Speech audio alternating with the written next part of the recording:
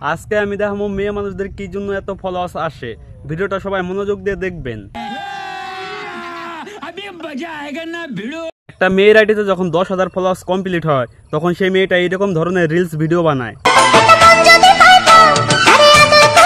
খুব সুন্দর। যখন 10,000 ফলোয়ার্স কমপ্লিট থাকে তখন বুকে উন্না থাকে समझ रहे हो।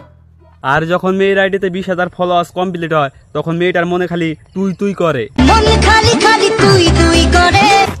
এখন 20,000 ফলোয়ার্স হওয়ার পরেই বুকে উন্না থাকে না। তারপর যখন 50,000 ফলোয়ার্স কমপ্লিট হয় তখন মনের ভিতরে খুশি ভাব। এখন 50,000 ফলোয়ার্স কমপ্লিট, এখন একটু লং শার্ট প্যান্ট পরে ভিডিও করন যায়, মানে ভাব ধরছে এখন সেলিব্রিটি হইতেছে। समझ रहे हो।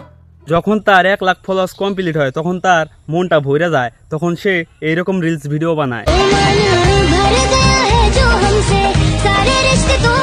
समझ रहे हो। বর্তমান মন ভরে গেছে, এখন আর শরীরে কোনো কাপড় রাখার দরকার নাই। ঠিক বলেছো।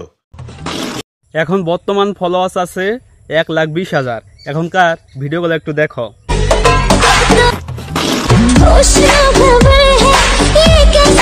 কি দেখতেছ?